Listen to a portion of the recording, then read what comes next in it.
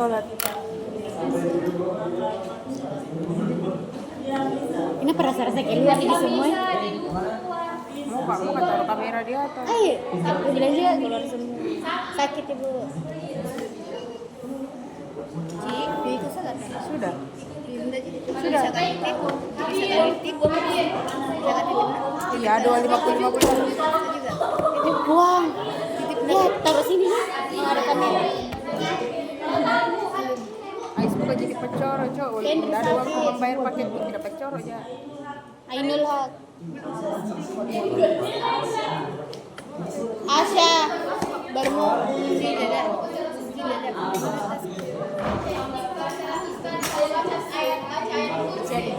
Buang buah.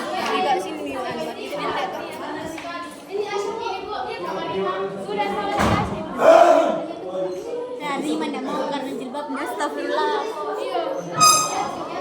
Gue bisa aku pasang ini kamera diam-diam.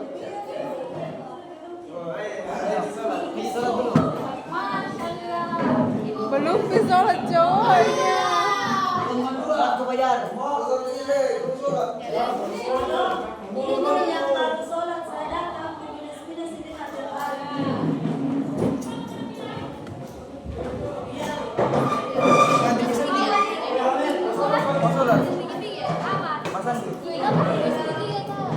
Siapa?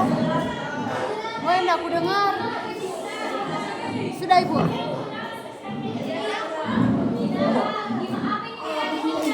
Mana Dinara?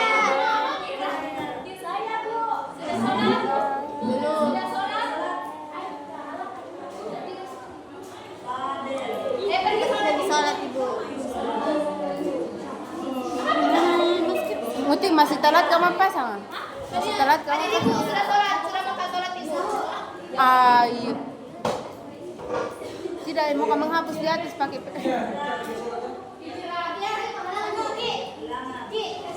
Iya. Karena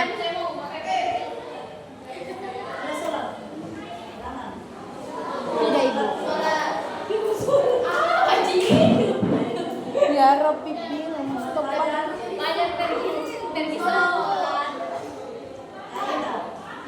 sakit. Boleh kan? Sembarang sekali. Ayo sama Ki.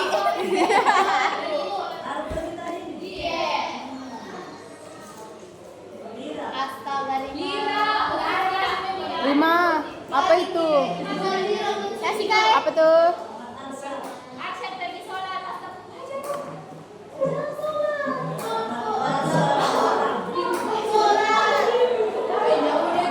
begitu memang.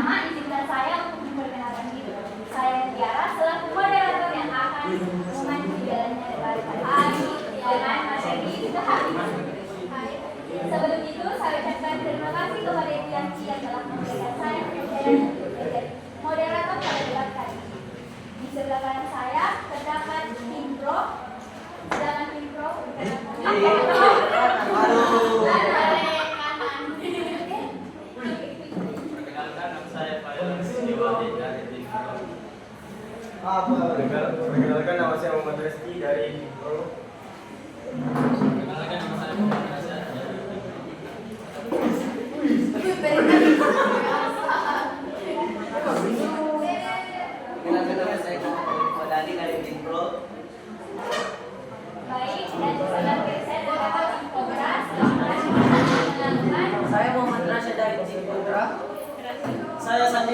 kontra.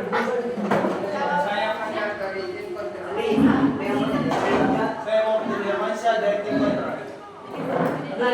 Mosi yang akan dibawakan hari ini adalah peran lembaga kehakiman dalam dan peradilan dalam tindak pidana di negara. Sebelum itu, semua peserta di debat wajib mengikuti peraturan yang telah ditetapkan sebelumnya. Yang pertama, batas berbicara setiap tim dibagi 2 menit dan 1 menit untuk menyenggah. Baik, yang terhormat, Ibu Guru, peserta didik dan teman-teman sekalian, peserta debat dan teman-teman sekalian, dengan ucapan Bismillahirrahmanirrahim, kegiatan debat PPKN antara tim pro dan tim kontra dengan materi kehakiman saya nyatakan ditutup. Sebelum itu, saya akan note di mana yang akan duluan berbicara. Ada yang pilih pada angka atau gambar.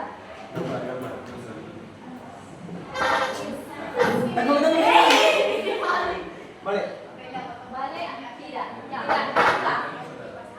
Sama. Baik, silakan untuk tim pro mengungkapkan. Terima kasih untuk moderator. Perkenalkan, saya Muhammad Rasya ingin menyampaikan argumen. Jadi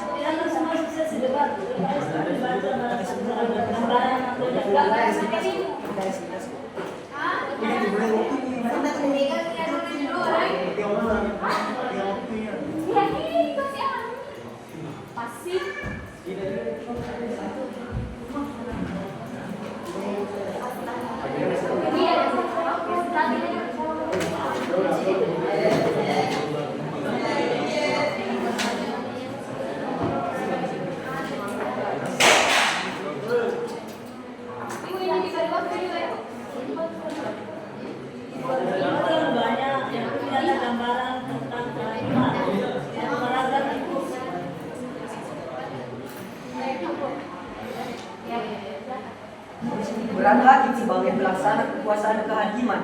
Lembaga peradilan adalah lembaga yudikatif yang bertugas menegakkan hukum dan keadilan. Lembaga peradilan di Indonesia dibagi atas 2 mahkamah, yaitu Mahkamah Agung dan Mahkamah Konstitusi. Mahkamah Agung adalah lembaga peradilan tertinggi dalam lingkungan peradilan umum, lingkungan peradilan agama, lingkungan peradilan militer, dan lingkungan peradilan tata usaha negara.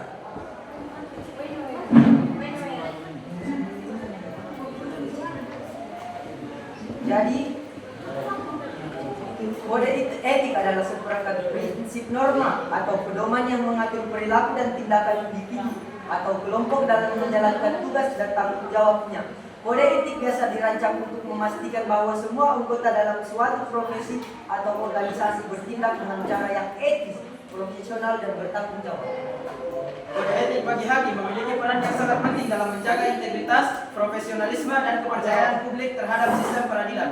Setelah 4 bulan lebih, skandal perubahan frasa pada risalah putusan Mahkamah Konstitusi nomor 103 PUU XX 2022 akhirnya menemui titik terangnya. Secara jelas dan terang-benderang, aktor langsung di balik pelanggaran yang sangat memerlukan dan melawan sumpah jabatan tersebut adalah Hakim Konstitusi, yaitu Guntur Hamzah, terungkap oleh Majelis Kehormatan Mahkamah Konstitusi melalui putusan nomor 1 MKMK T tahun 02/2023. Guntur terbukti melakukan pelanggaran terhadap kode etik dan perilaku Hakim Konstitusi sebagai tertuang dalam Sabta Karsa Utama, khususnya pada bagian penerapan prinsip integritas. Oke, cukup. Terima kasih kepada tim kontra. Menurut tim kontra, Guntur Hamzah melakukan pelanggaran kode etik. Kode etik bagi hakim itu sangat menjaga integritas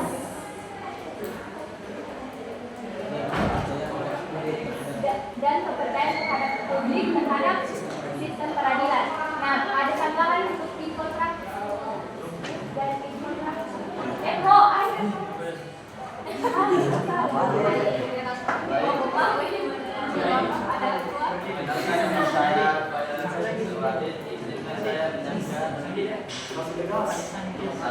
saya menjaga integritas.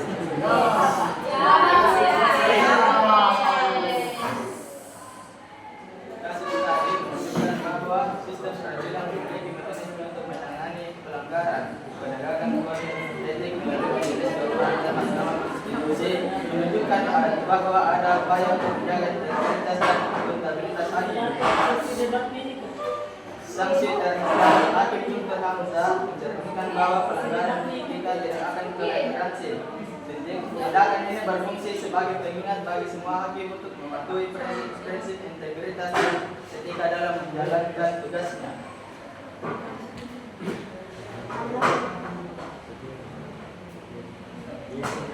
Sekian dari saya.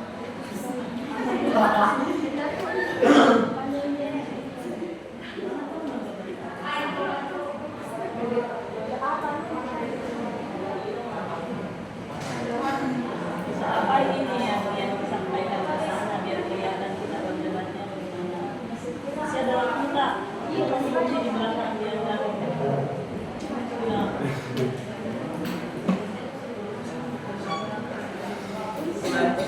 Sanksi terhadap Hakim Guntur Hamzah menceritakan bahwa pelanggaran etika tidak akan ditoleransi. Tindakan ini berfungsi sebagai pengingat bagi semua hakim untuk mematuhi prinsip integritas dan etika dalam menjalankan tugasnya.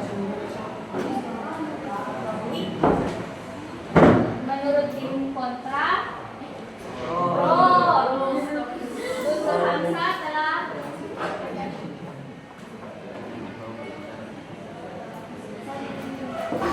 mencerminkan bahwa pelanggaran etika tidak akan ditoleransi. mencerminkan bahwa pelanggaran etika tidak akan dapat ditoleransi. Bagaimana tim kontra ada tambahan?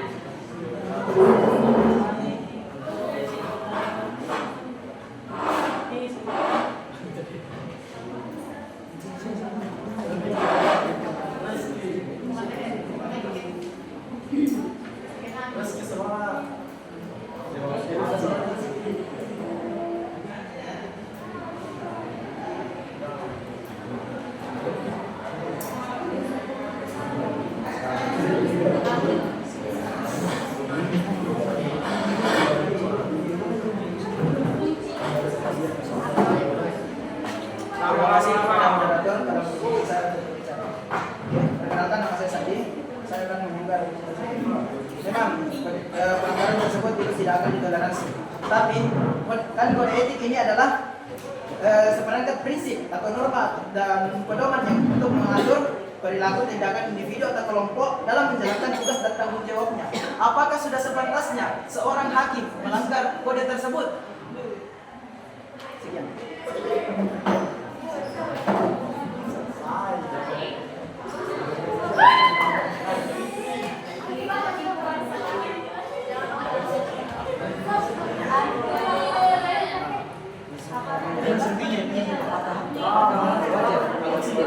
Apakah wajar seorang hakim melakukan pelanggaran kode etik?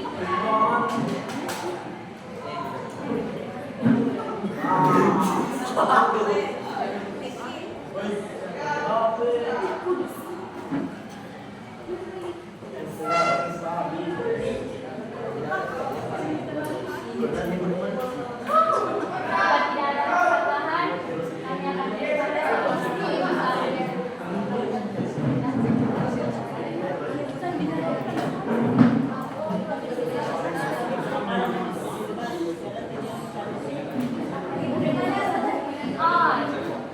Kode etik tidak seharusnya dilanggar oleh siapapun, termasuk hakim. Hakim memiliki tanggung jawab yang sangat besar dalam menegakkan keadilan dan integritas moral. Mereka haruslah tidak diragukan. Kode etik bagi hakim seperti yang diatur dalam berbagai peraturan dan undangan. berarti Anda mendukung kalau kode etik dapat diri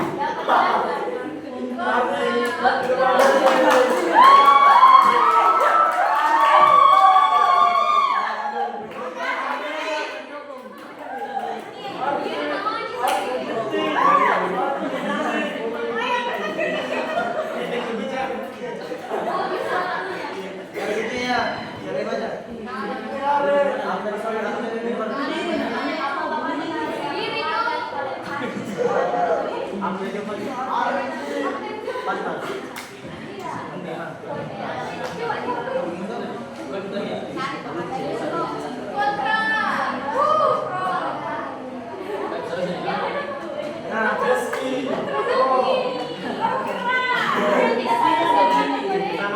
Dengar, ini ya ada apa-apa pada dia latihan belajar. Mestinya kalau sudah ada bahan, kan kita menyimak dari sana. Ada menyimak, ada hakim yang melanggar konstitusi dan kode etik. Apa yang kita jelas? Ada harus kita minta jatuh kalau yang ada sampaikan. Kami tidak sepakat seperti tapi ini hakim.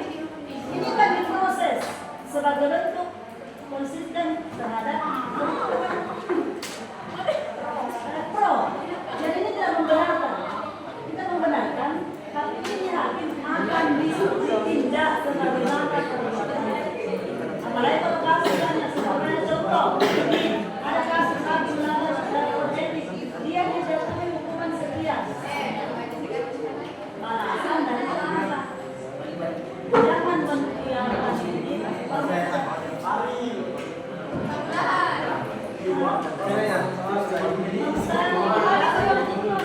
Kamu mengerti ya maksudnya? Kalau membiarkan ya, kasih tahu dia sesuai dengan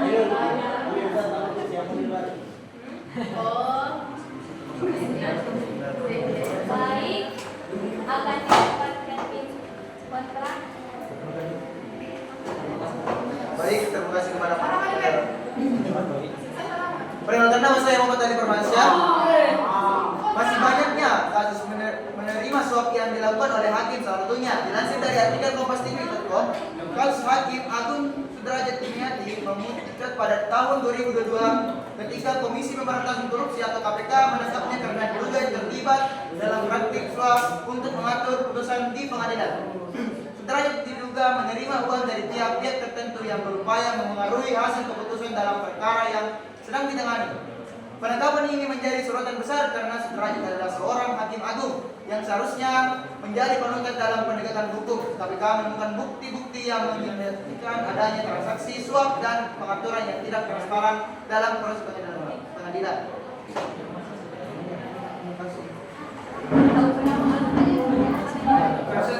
Kasus ini memicu keprihatinan mengenai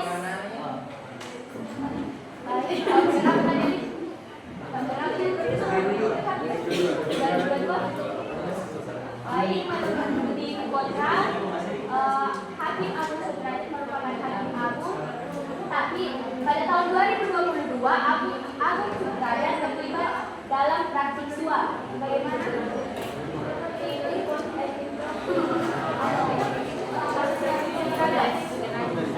Agung Sudrajat seorang hakim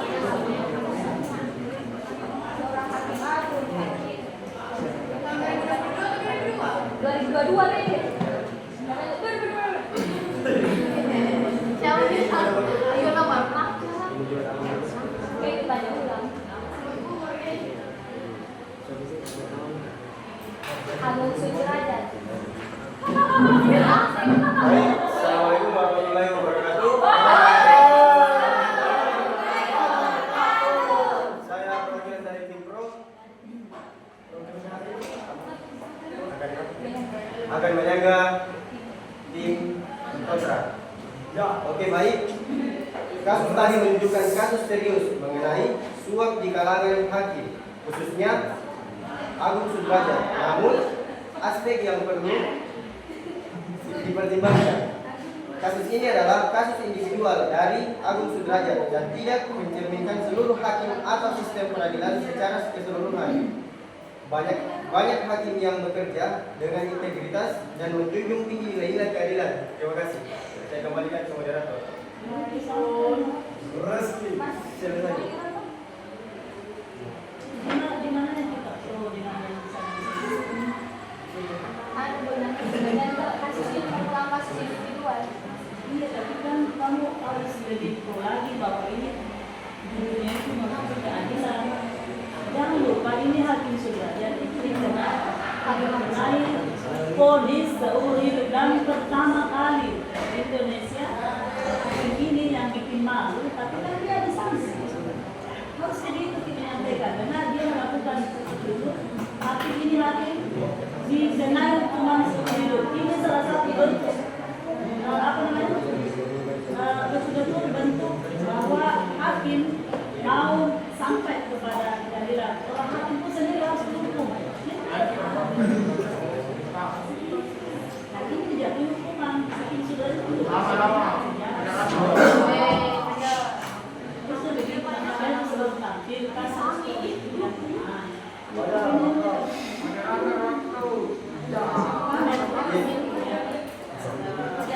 Baik, terima kasih kepada tim Pro. Menurut tim Pro, kasus Agung Sudrajat merupakan kasus individual yang tidak mencerminkan seluruh hakim. Masih banyak hakim yang bersih dan menunjukkan tinggi integritas. Bagaimana? Ada sanggahan dari Pro dan tim Pro. Terima kasih atas moderator. Baiklah, saya akan menjawab. Memang tugas seorang hakim kan untuk memberikan contoh perilaku yang baik dan adil kepada masyarakat, dan justru tidak membuat kepercayaan masyarakat terhadap hakim itu menjadi hilang.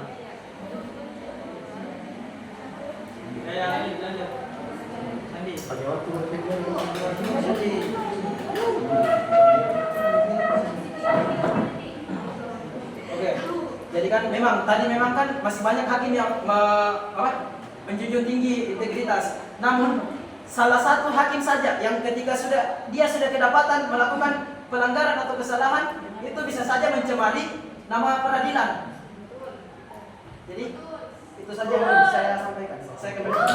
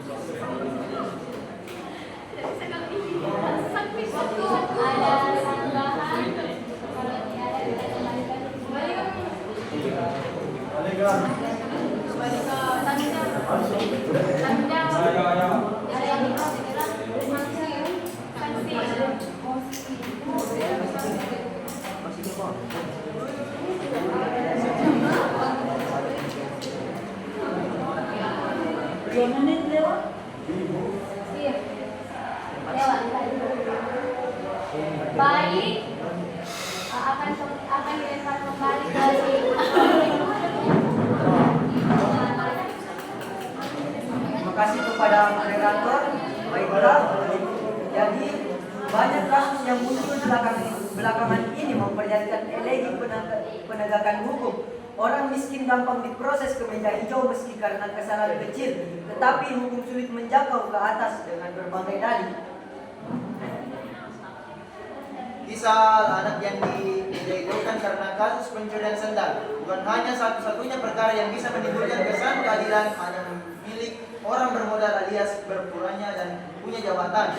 Deretan kasus lain yang terjadi sepanjang 2019 memperlihatkan elegi penegakan hukum nasional di tengah sejumlah keberhasilan yang relatif minim.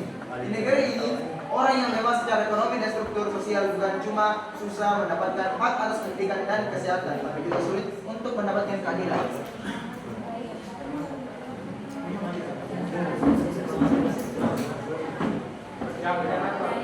Terima kasih kepada tim kontra.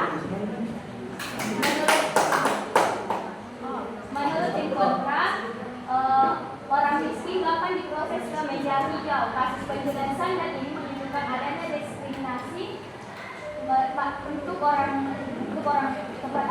untuk orang miskin. Baik bagaimana? Apa itu? Ada sanggahan?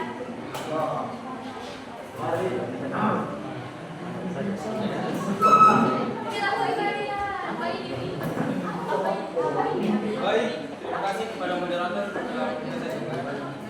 Saya Derajat.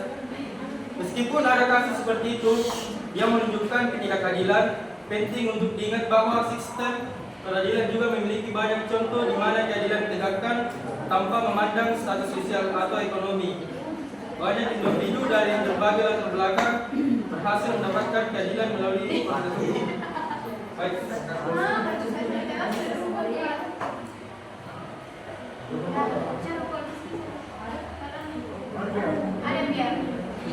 Harus kita angkat kasus besar yang diselesaikan oleh hakim di Surabaya. Ini kelihatan oleh tim kontra bahwa bukan cuma masyarakat miskin, ini ada kasus besar pejabat besar yang bisa bertahan.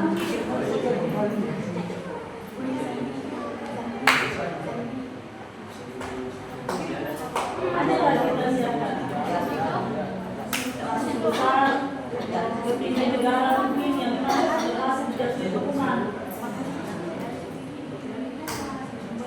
Kalau tidak ya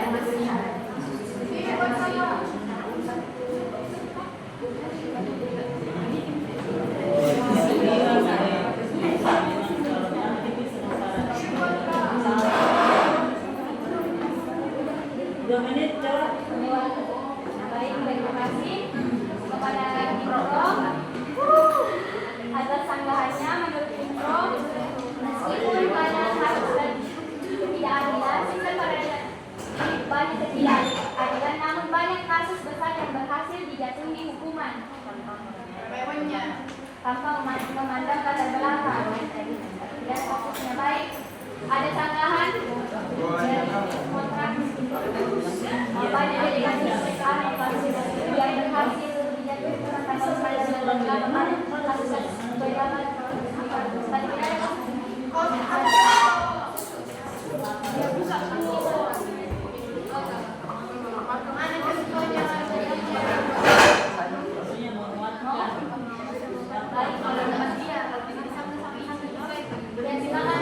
Oke, terima kasih kepada moderator telah memberikan saya kesempatan. Oke, tadi kan dibilang sudah banyak kasus juga yang kasus-kasus besar yang sudah diselesaikan. Kalau kasus besar saja sudah bisa diselesaikan, kenapa masih ada kasus-kasus kecil yang tidak bisa diselesaikan oleh seorang hakim?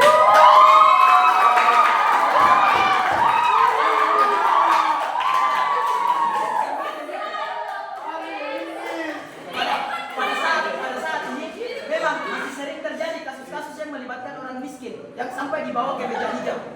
Meskipun dengan masalah yang cukup kecil itu bisa memberatkan hukuman baginya. Namun, kenapa pejabat-pejabat, orang-orang yang besar, ketika dia melakukan pelanggaran, meskipun pelanggaran besar yang dia lakukan, dia masih bisa mendapat hukuman yang kecil? Di mana letak keadilan?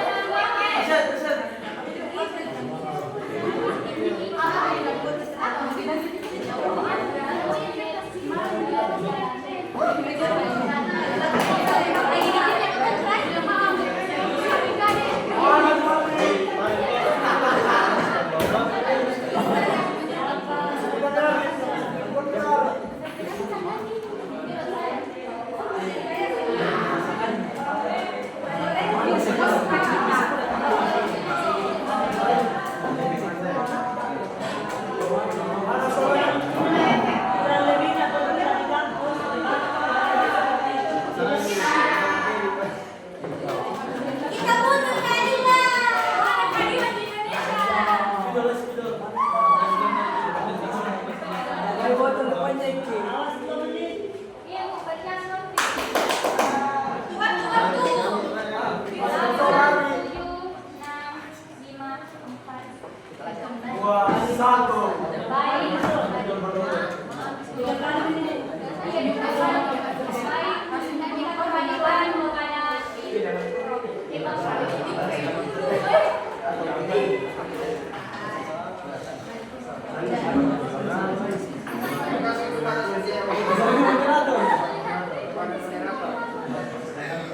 Perkenalkan nama saya Fajar.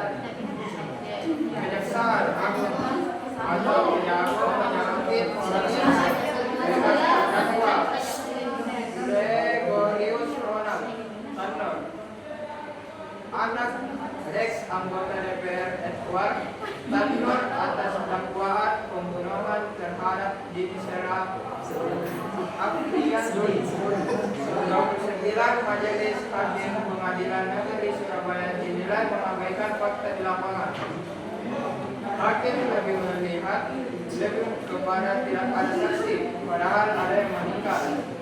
Jadi pertimbangannya itu terlalu sumir dan tidak melihat daripada fakta di lapangan. Kata Kepala Pusat Penerangan atau kepada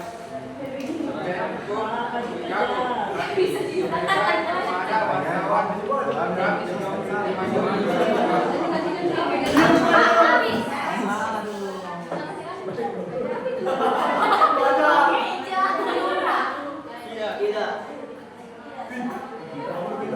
Tadi itu ini Kejaksaan Agung pembunuhan. Terus ini hakim tidak melihat dua hal yang terjadi di lapangan. Ada lebih bergerak sebelah. Sebelah sini ada pembunuhan. Ini yang dibunuh di cuman ini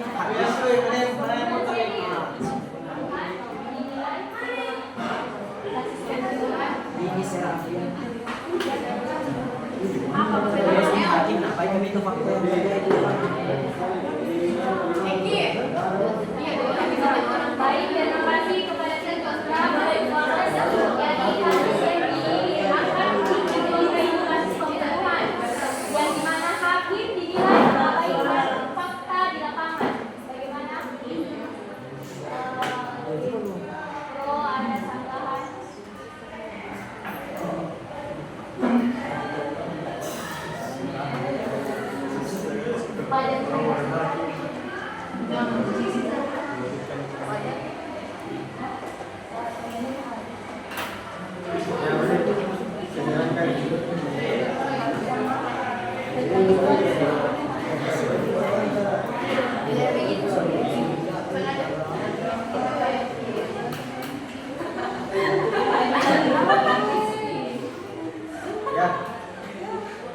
Waktu berjalan.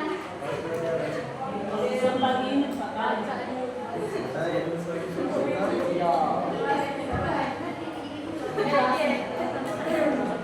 Bagi suara sih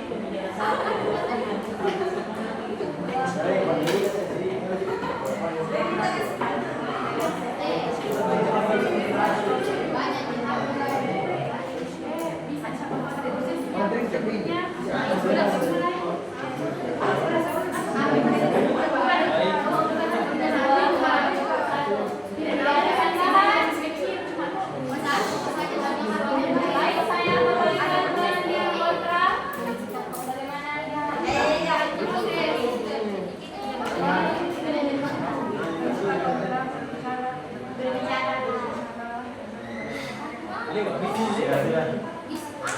kontra. kontra kasus yang lain sudah itu karena tidak ada Tambahan. yang lain. Waktu.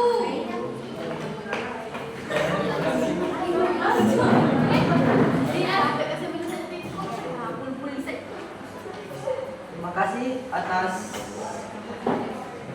kesempatannya. Baiklah, saya akan memaparkan materi.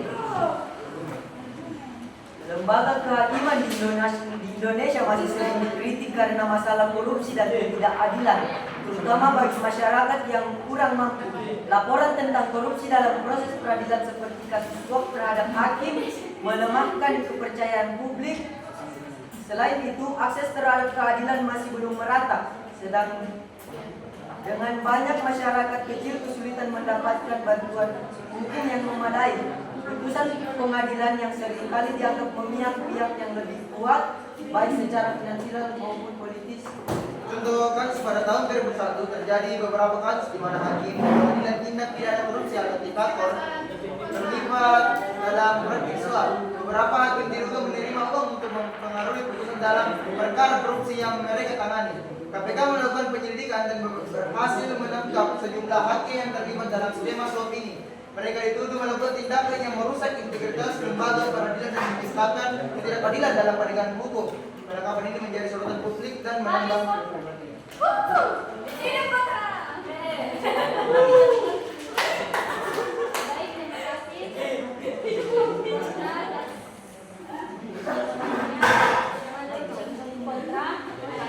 Baik, terima kasih. Sering dikritik oleh masyarakat karena kasus korupsi, suap dan ketidakadilan. Baru-baru ini ada kasus yang diangkat itu kasus hakim korupsi korupsi hakim terlibat melakukan praktik suap. KPK berhasil dituduh mahasiswa.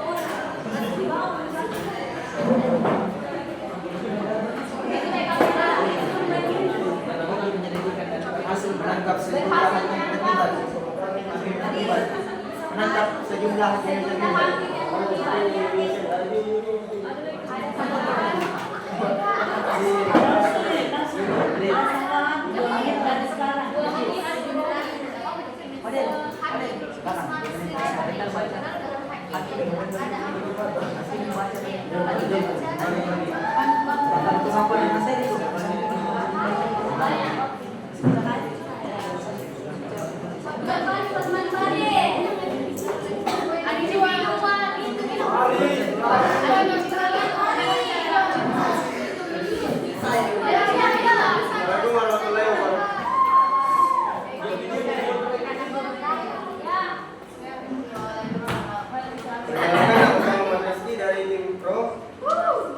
Hakim yang menolak untuk terlibat dalam korupsi merupakan contoh ideal seorang penegak hukum yang berintegritas dan memegang teguh prinsip keadilan.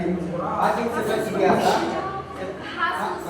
hakim seperti ini biasa dikategorikan sebagai bagian dari tim pro keadilan atau pro integritas.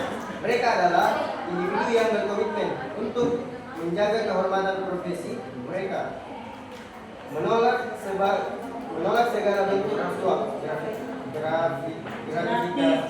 gratifikasi dan tekanan eksternal, serta menjunjung tinggi etika hukum dan keadilan. Terima kasih.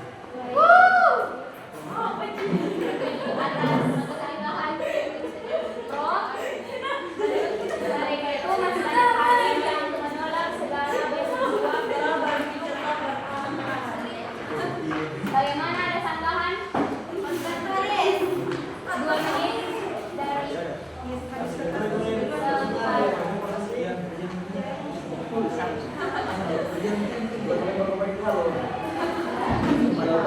baik, saya lempar ke lawan kembali.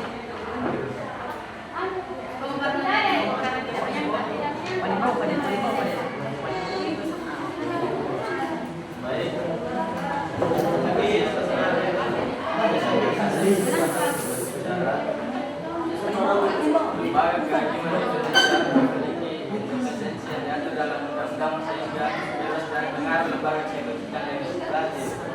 Adapun Hakim Agung Wisman Syarikat yang dikenal sebagai penegak hukum, hakim sejujur berwibawa dan tak bisa dibeli. Ketika masih menjadi hakim pengadilan tinggi Sumatera Utara, Wisman pernah menambah vonis untuk berdosa. Ia tersebut vonis cuma 7 bulan. Setelah banding dan ditangani Wisman, vonisnya ditambah menjadi 3 tahun.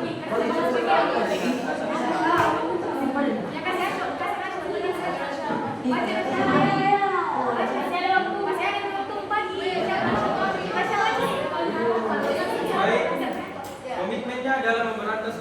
sebagai kejahatan yang berdasar sangat tinggi selama diawali sebagai hakim agung artikel memperberat vonis sejumlah koruptor hingga kasasi. Artikel menanggung anggapan bahwa putusan-putusan itu sengaja supaya terlihat beda dan memberatkan. Ia menjelaskan putusan itu selalu dilakukan melalui pertimbangan hukum yang detail. Putusan saya paling tidak ada pertimbangan hukumnya yang detail. Saya ini advokat dulu dan saya tahu betul metode membaca berkas-berkas ini serta berumur dengan bagaimana cara bandingan kasasi ungkapnya. Itu memandang ini sebagai kejahatan yang merusak negara masa depan bangsa dan berdampak seperti di Indonesia.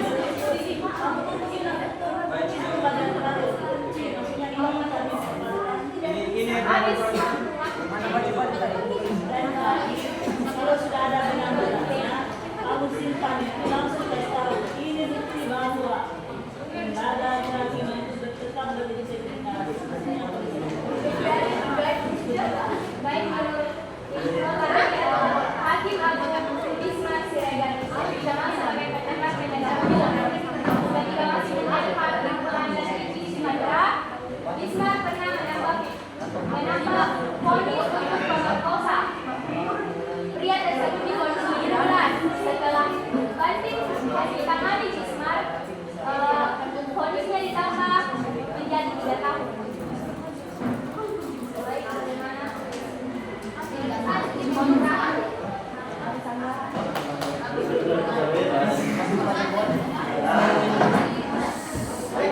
Terima kasih kepada moderator. Tanpa mengurangi rasa hormat saya kepada Hakim Bismar Siregar, diakui penting untuk memahami bahwa sistem peradilan harus seimbang dan berfokus pada berbagai aspek, termasuk rehabilitasi dan reintegrasi. Menetapkan vonis yang lebih panjang tanpa memperhitungkan prinsip keadilan yang lebih holistik dapat berpotensi mengabaikan tujuan hukuman yang lebih luas. Akhirnya, walaupun Bismar Siregar dikenal karena keberhasilannya dalam penanganan kasus berat, pendekatan hukum yang sangat dimainkan pada peningkatan umat muslim tidak selalu mencari solusi terbaik untuk masalah-masalah hukum dan keadilan.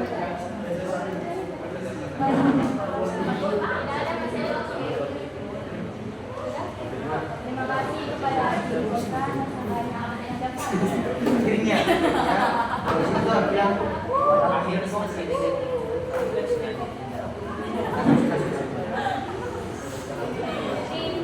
ada tambahan? Silakan.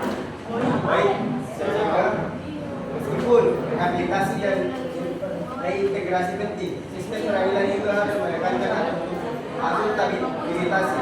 Vonis yang lebih panjang dalam kasus tertentu dapat mencerminkan keseriusan pelanggaran dan memberikan kesan bahwa tindakan kriminal tidak akan ditoleransi, menjaga rasa keadilan di masyarakat. Penetapan hukum yang tegas dapat berfungsi sebagai penghalang bagi pelanggaran hukum lainnya. Dalam konteks kasus-kasus berat, hukuman yang lebih panjang dapat membantu mencegah kejahatan serupa dan melindungi masyarakat. Pendekatan yang lebih ketat terhadap hukuman memperhatikan hak dan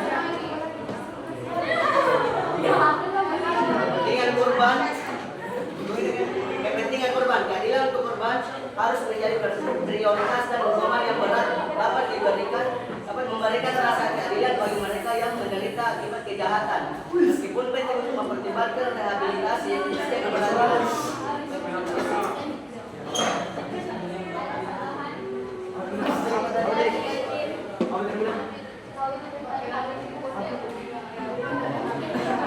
Baik moderator.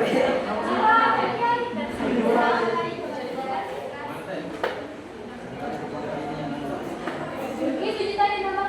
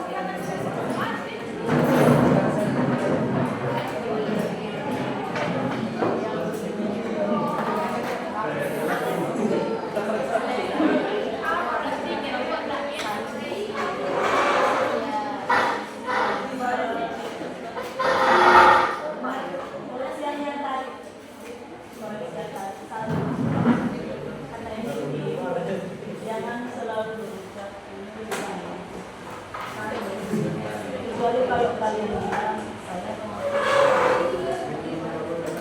kalau saya tidak terima atau apa silakan.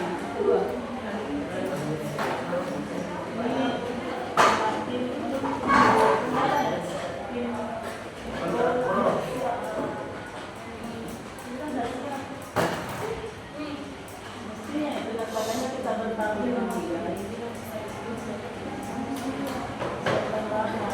bagaimana caranya? Minta sedangkan pergi sholat saja kita pandangan dan apalagi urusan-urusan ini. Nanti kita dirancang dikurangi nilainya. Sambil tidak ada saja bisa kita abaikan apalagi. Kemudiannya pintu ada yang dipaparkan tapi itu terbatas gambaran. Kalau kita menyampaikan sesuatu harus diiringi dengan bukti konkret. Jadi tidak cocok dia memberikan gambaran, tapi dia secara umum.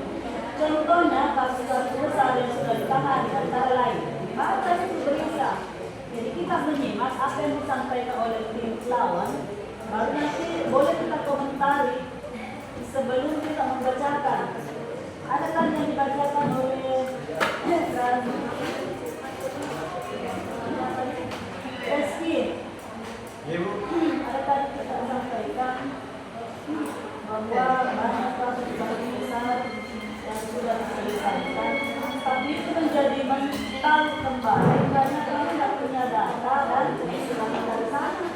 Kalau kasus besar banyak selesaikan, terus kenapa kasus kecil tidak selesai? Mestinya kamu nanya balik yang mana itu kasus kecil yang tidak selesai. Boleh salah dan kita lanjut supaya dia juga mana kasus kecil yang bisa disampaikan. Jadi dua-dua. Ya, karena masih ada satu, ini jelas masih ada satu. Minggu depan siapkan tim. Ini dua tim digabung. Mana tadi kelompok 1 2 bergabung, pilih siapa yang mau ditampilkan di atas. Kelompok 3 dan 4 bersatu, ambil salah satunya. Jadi 5 orang. 5. Ambil dari kelompok 1 3 orang, kelompok 3 2 orang, terserah kembali. Kelompok 3 2 orang, 3 orang. APK yang mau dipilih cuma sini perwakilannya siapa mau? Ya, Aiman sama Lia. Kelompok 1 orangnya siapa? Ini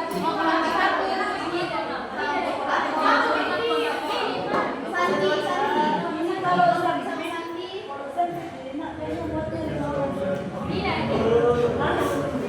Maksimal 6.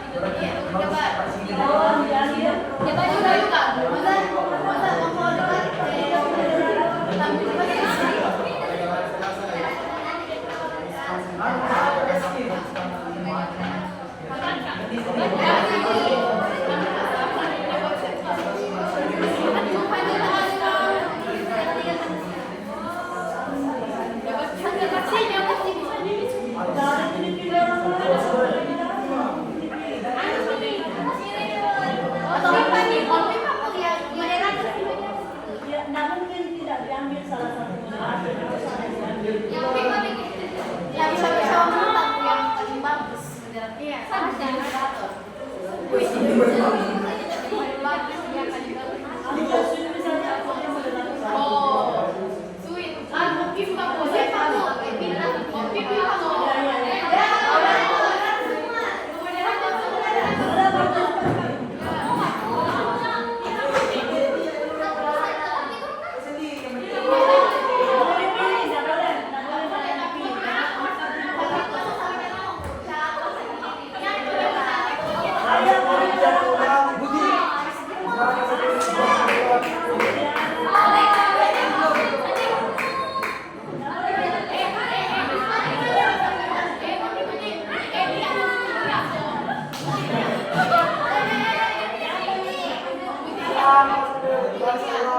Satu kali nabahkan aku.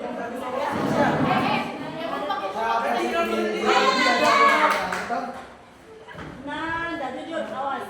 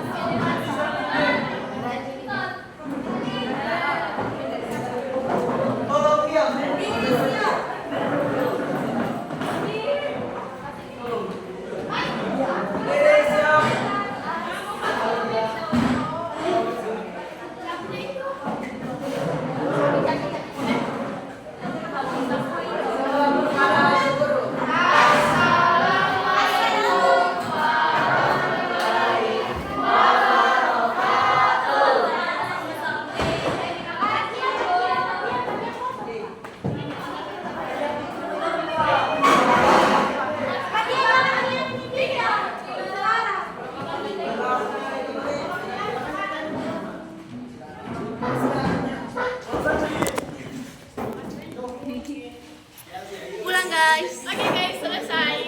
Ternyata masih ada satu kali lagi debat. Sial. Jadi moderator ya. Sial.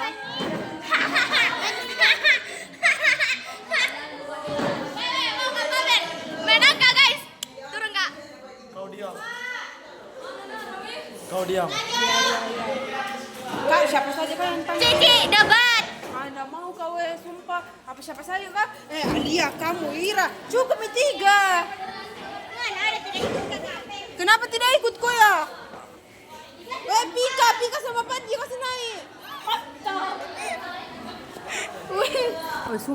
Sumpah.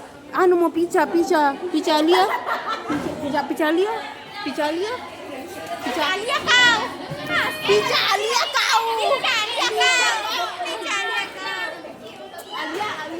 Alia.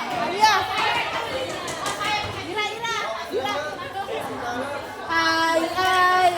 Kau tahu kau Ira sama Ainan toh? Weh 3 orang Ji. Ya cocok kau juga 1. Weh, padiamu sama Pika.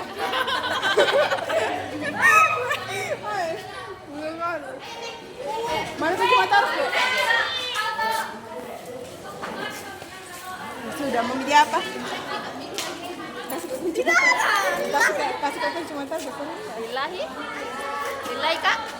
Di mana dia cuma tahu? Lillahi kak. Kita tahu. Di mana kamu taruh? Saya.